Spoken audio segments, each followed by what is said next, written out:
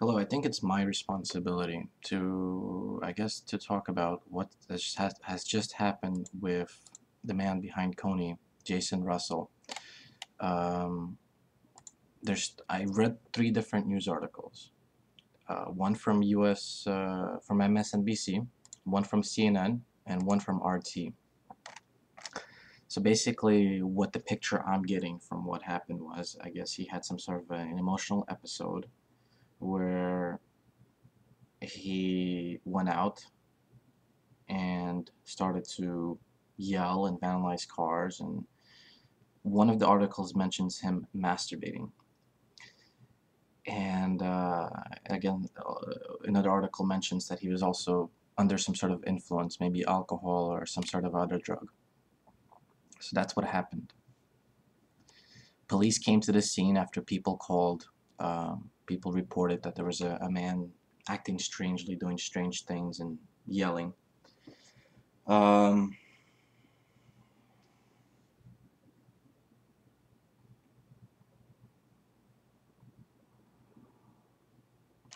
and based on their evaluation, they did not arrest him, and they took him to the hospital where now he's in care. A few things from that.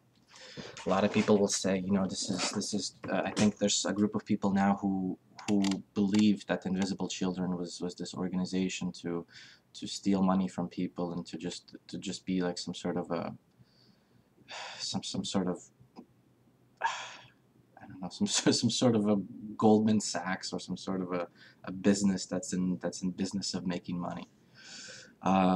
They will say, they could make an argument now. Well, look at this person. Look what he did. Of course, this is all nonsense. Um, the reason that I feel that this is my responsibility is because there's going to be a lot. I think a lot of people are going to be creating a lot of misinformation about something like this. And even then, with the information I have available in front of me, there are so many questions that I have to ask myself, and they're not available here. Um, in the case of, I mean, I would love to know, is he having some trouble, emotional trouble, dealing with everything that he's involved with? I mean, it's one thing to say, I mean, literally, look, consider this. Put yourself in his position right now. What is he doing? He's doing some sort of, he's not sitting at home in front of a computer or dibble dabbling, going to Starbucks, getting himself a cup of coffee, or going to college, or going out with his friends, going into party mode, or sitting home playing video games, or writing some blogs, or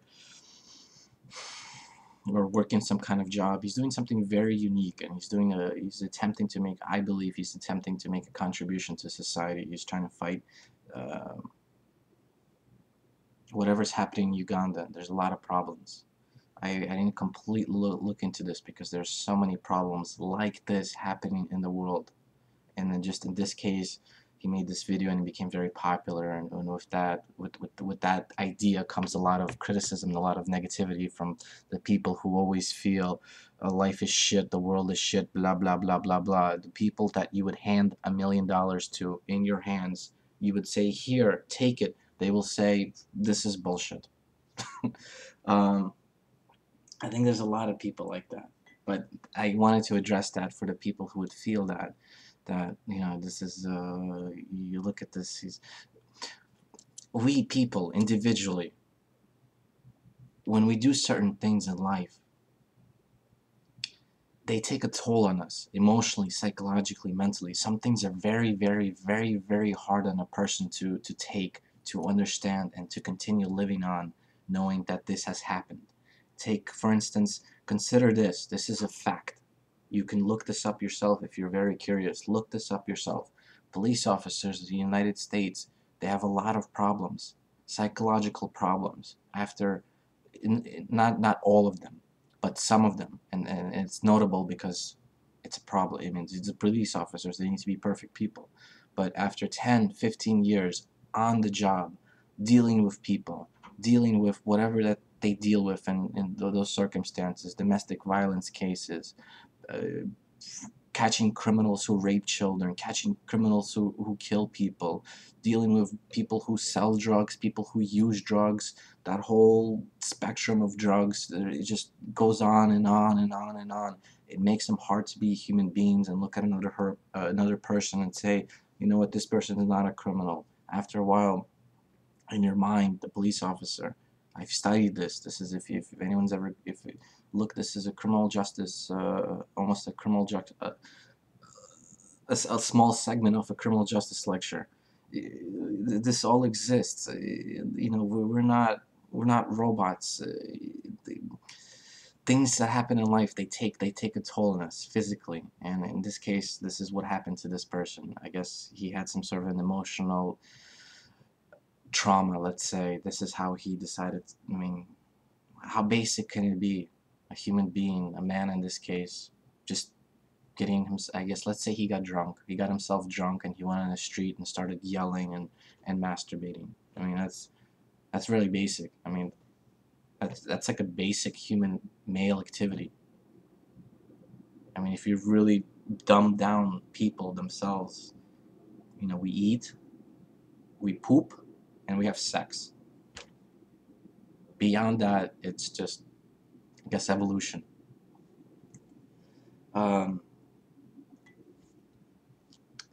So I think it's so what my point I was trying to make is, I think it's very important that people in general, they kind of, even with this, you cannot take what I say, you know, you have to question it and you have to look it up on yourself. You cannot take what I just said as a fact. You need to, for yourself, verify that somehow.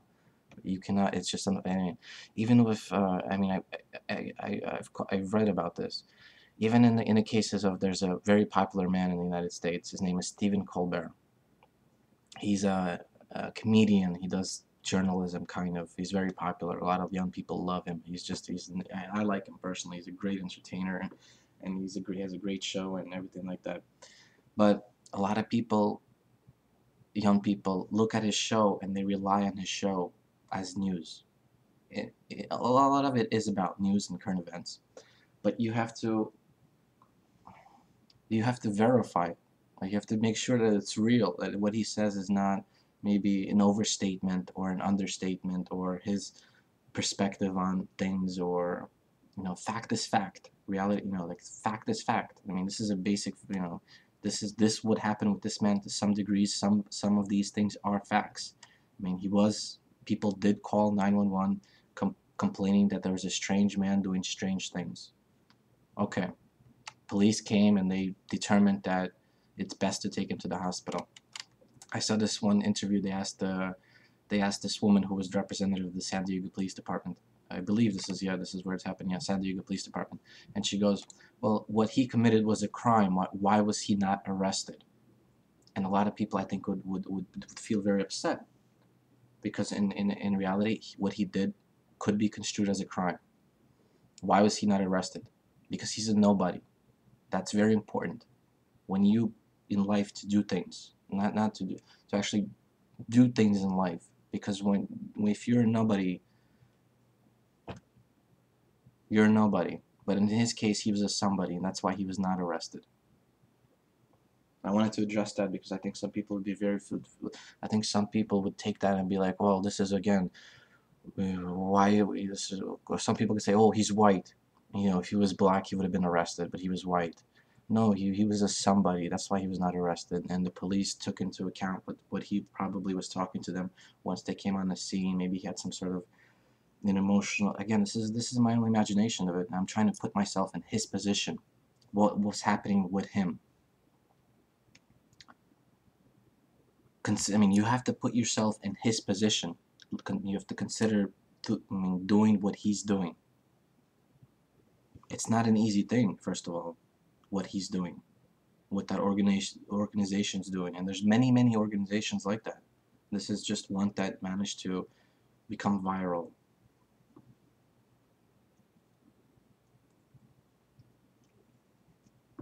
So I wanted to say that I didn't feel like I finished.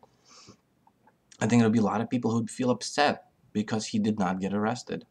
And Well, police officers, they make that. I don't know. I can't. I don't want to like. The only reason I can only.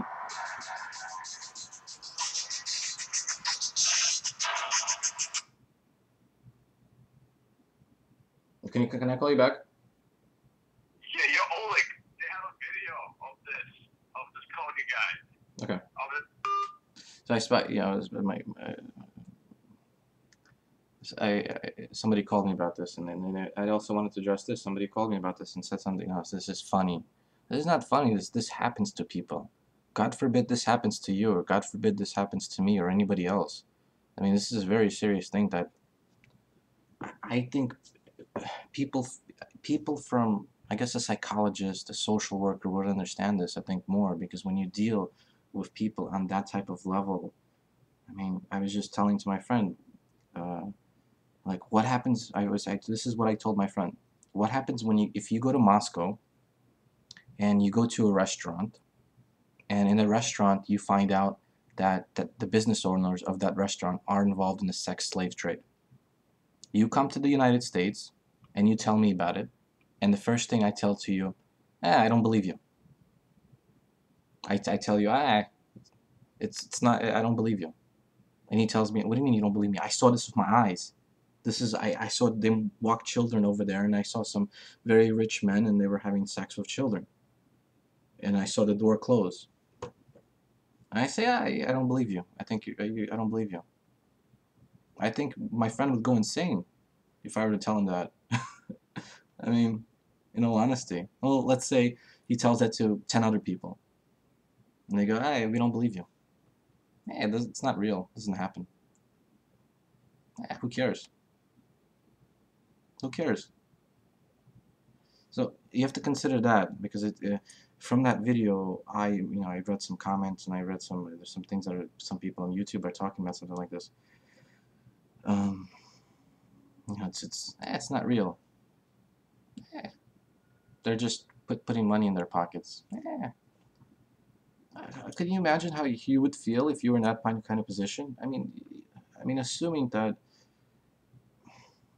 there is this statistic that 10% of the world population, I'm not sure if it's real, but there's a type of people who are not capable of putting themselves in other people's shoes to try to imagine how something would feel. It's a mental deficiency. It's been renamed a few times. In the year 2012, in the 90s, they used to refer to sociopathy, psychopathy, when a person is devoid of a feeling of empathy. Like, for instance, if you go outside and you see somebody crying, you would say, oh, you'd feel sad because somebody's crying. And some people would say nothing. They would have no emotion. They would see somebody crying, and it's as if they never saw that person to begin with. That has to do, again, to further my point of making we certain things we see with our eyes, the way we feel, it has an impact on ourselves at some point or another.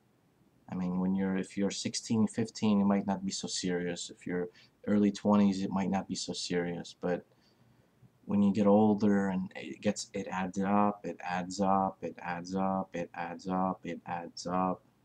You might have some sort of an episode, or some sort of in the United States, I don't know about the other countries, it's very popular for men in their late 30s, early 40s, to have a midlife crisis. It's called a midlife crisis, when those people, they have some sort of, what have I done with my life kind of a situation, I would imagine. Even though if they have children, they have family, and I've met some of those people before. They wanted to go out partying with me, or go out bars and drinking clubs. I was like early 20s. This guy in his 40s wants to go out with me to meet girls. He has a family, he has a wife. Like, people are like that. There's people like that. So well, I'm not saying those people are bad. I'm just saying that, again, the point is that it's emotions in our head and our heart. They have an impact, like, not an impact, but I don't know. And even on something like this, like, 15, of all the misinformation, disinformation, all the negative information about something like this, it's going to receive so much more attention than simply me doing this. But that's not.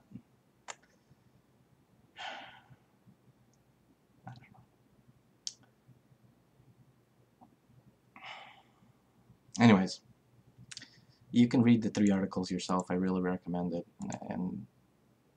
And Pampilio, if you watch this, you might be curious. I just set up my computer. I know this is how I have it set up right now. This is a disaster. I have my hard drive. It's out in the wires. It's just, this is really, really unsafe. But it is what it is for right now. I'll have to fix it up. I've just been.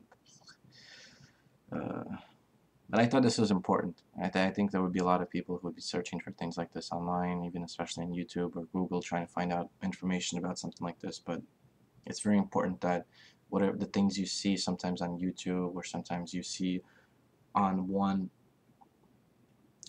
channel, for if you watch TV, or one newspaper, for instance, if you only read CNN, it's a good idea to get different sources, not different sources, but different angles on the story from different other media outlets. In the same case that, for instance, if I'm gonna there's a thing, if you go to a doctor, it's a good idea to get a second opinion. So for instance, I go to a doctor, the doctor tells me, oh, like, I need to cut off your hand or else you're gonna die.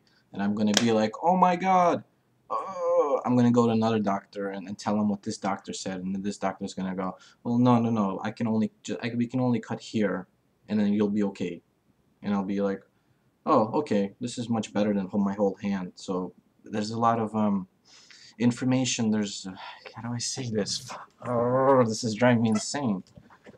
Basically, there's only so much a person can know. There's no possible way every single person is going to be capable to know everything, and there's always new information being added on. There's always new things being discovered, and even in the case of Kony 2012, for me to say that this is a legitimate organization, this is not a legitimate organization, there's not enough information that on it for me to even make I can only speculate. I don't think I can only make my own judgment based on what I have available to me. Obviously, it's another story if I can physically go to Uganda, physically go examine everything they have done, physically visit all their office, wherever it is located, probably in California, look at all of them, ask them questions. It'll be another different thing. That might be actually a good idea to know.